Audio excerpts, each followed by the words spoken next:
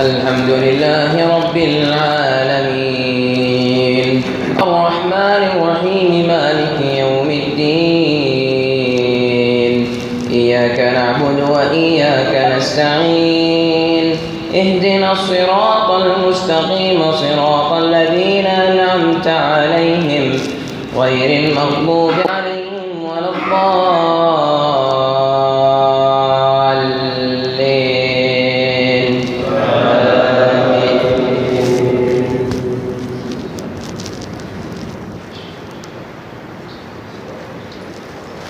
هل أتى على الإنسان حين من الدهر لم يكن شيئا مذكورا إنا خلقنا الإنسان من نطفة أمشاج نبتليه فجعلناه سميعا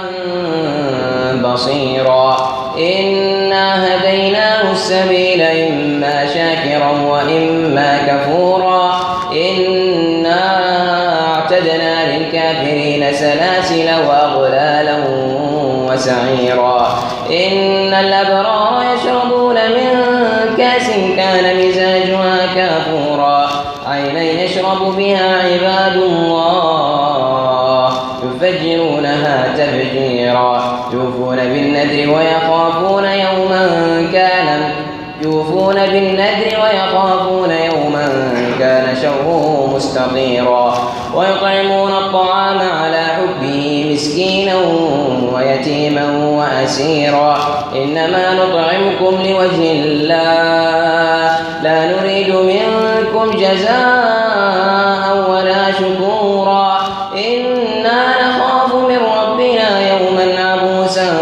قمطريرا فوقاهم الله شر ذلك اليوم ولقاهم نضرة وسرورا وجزاهم بما صبروا جنة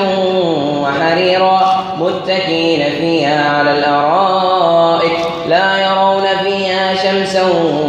ولا زمهريرا ودانية عليهم ظلالها وذللت قطوفها تذليلا ويطاف عليهم بآنية من فضة وأكواب كانت قوارير من فضة قدروها تقديرا ويسقون فيها كأسا كان مزاجها زنجبيلا عينا فيها تسمى سلسبيلا ويطوف عليهم ولدان مخلدون إذا رأيتهم حسبتهم لؤلؤا منثورا وإذا رأيت ثم رأيت نعيما وملكا كبيرا عاليهم ثياب سندس خضر واستبرق وحلوا أساور من فضة وسقاهم ربهم شرابا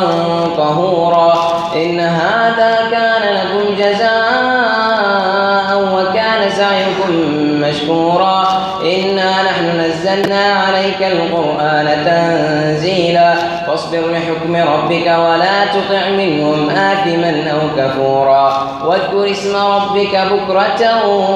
وأصيلا ومن الليل فاسجد له وسبحه ليلا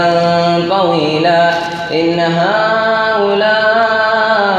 يحبون العاجلة ويذرون وراءهم يوما ثقيلا نحن خلقناهم وشددنا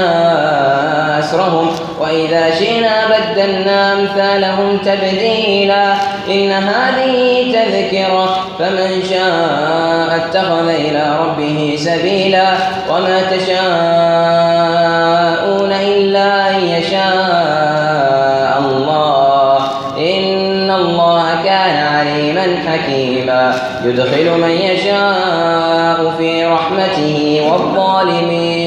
والظالمين أعد لهم عذابا أليما الله أكبر.